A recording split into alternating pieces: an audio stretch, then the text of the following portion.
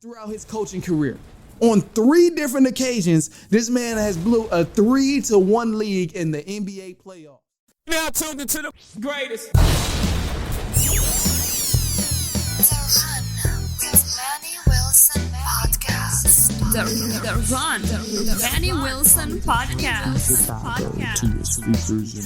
The best sports podcast there is. Yes, sir. Welcome back to The Run with me, Manny Wilson, the best sports podcast there is, all the way from Detroit to Chicago to your speakers and headphones. Hey, man, we got some great topics for you today. I'm back from vacation. I'm feeling so great. Because Lord knows I missed the mic. As great as the break was, I definitely missed the mic. But hey, side note before we get started, Croatia was amazing. I recommend anybody going there. If you've already been, go back. It's just beautiful.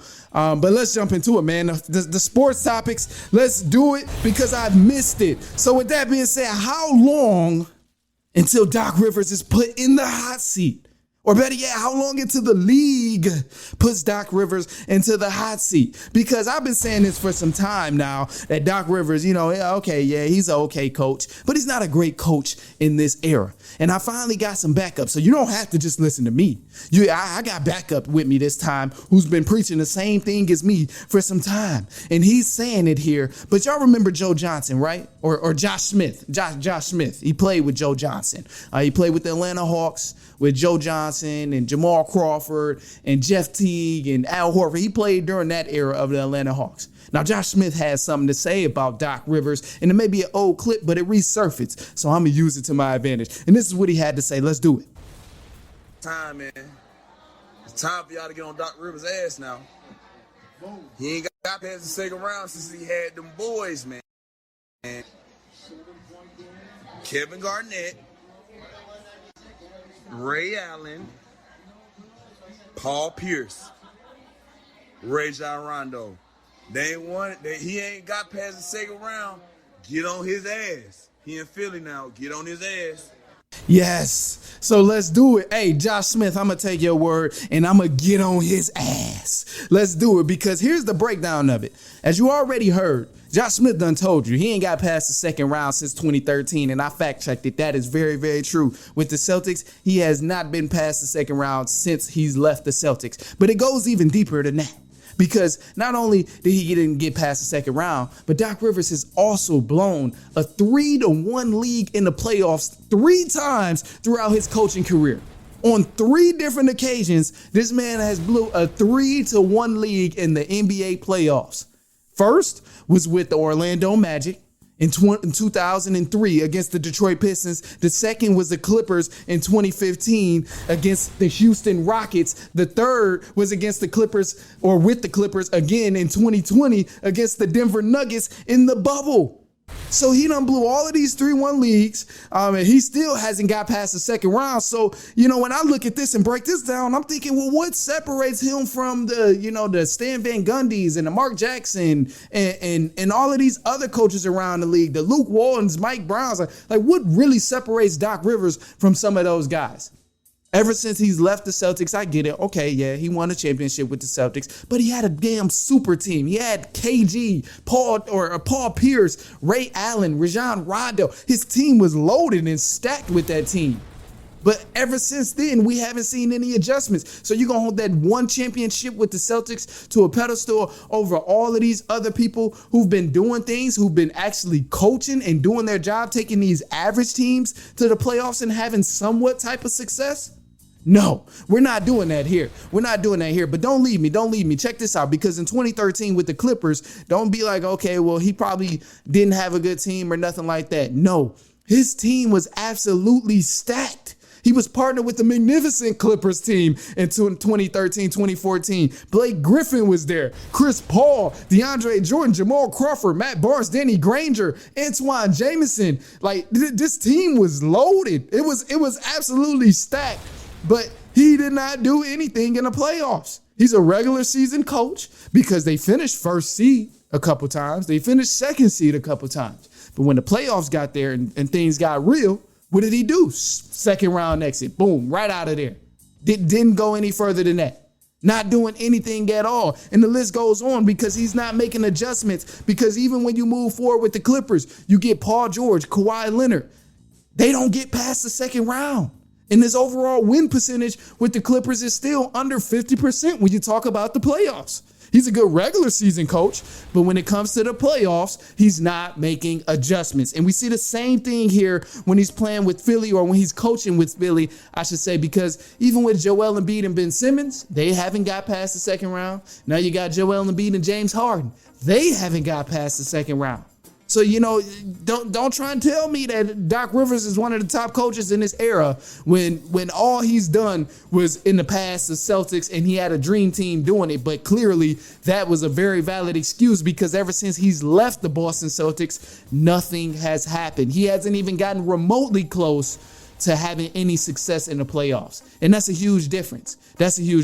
But anyway, man, I could talk about that forever. So let's do it. With that being said, we got so much more coming on to the run. Donovan Mitchell, tier 1, tier 2 teams coming up. Stay on. We'll be right back.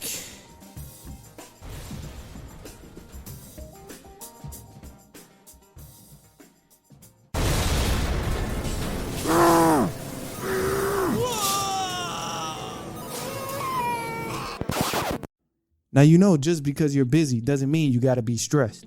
I'm crazy busy right there with you. But it can be easier. Next time you're on a run, just make it more fun and listen to The Run with Manny Wilson.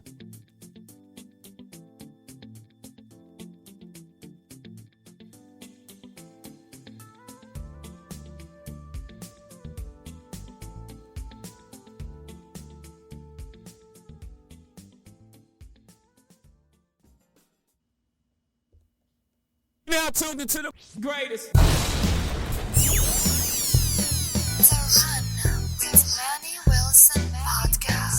The Run, the Manny Wilson podcast.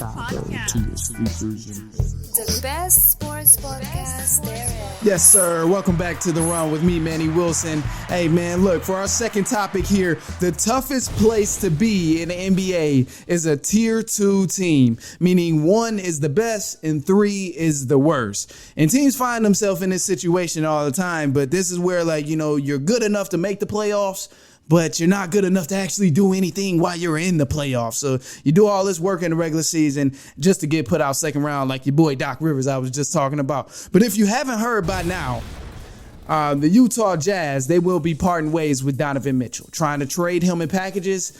That's including Donovan Mitchell hoping to get something in return. Now, Donovan Mitchell cannot put himself in a situation that will land him right back to where he was in tier 2. And now he's under contract for 3 more years, so it's going to be tough, and he doesn't really have any leverage. So I think personally he's going to end up going to a team, having to stick it out with them for a little bit, and then maybe signing somewhere else and trading with free agency. But when you look at trades, it's tough. Because obviously Donovan Mitchell, he's that type of player. He can help a team. 3-time All-Star, led his team in scoring since his rookie year. Been helping the Utah Jazz, been literally pulling the Utah Jazz to the playoffs over these last few years. But when you're looking at trades, it's only so much a team can do when they're trading you to a different team, because now your organization has to get something in return. And they have to get something in return from a team that can give something up, but still be somewhat valuable and still have some sort of way to stay afloat after attaining a new asset. So if they get rid of everybody, they're not going to be able to do anything just by bringing you there. You're going to put yourself right back in that tier 2 situation.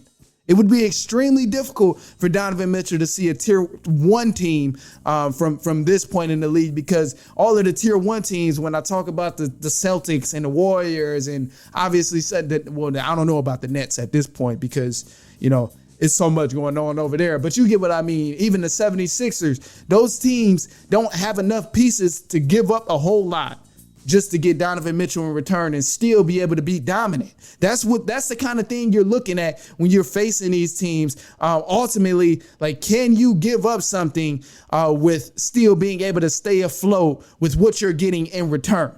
That's the hard thing right there of what you're doing. But I don't know, man. I think Donovan Mitchell, he may find somewhere, but ultimately he's going to have to wait this contract out, because The Knicks conversations, that's just not doing it.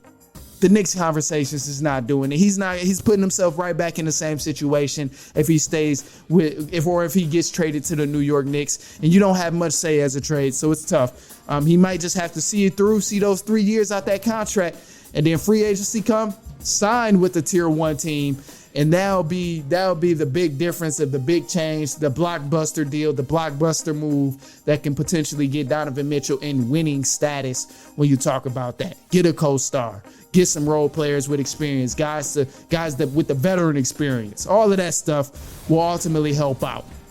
But anyway, man, no, that's all I got for you guys today. I greatly appreciate you hanging with me today. Be sure to follow me on Instagram at The Run Podcast.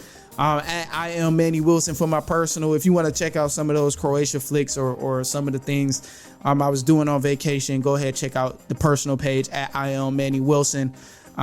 But other than that, man, no, I greatly appreciate you. I hope you had a great day kicking it with me this morning or afternoon, wherever you may be listening to this or however you're listening to it. I greatly appreciate it. And with that being said, man, look, we will be back later on this week.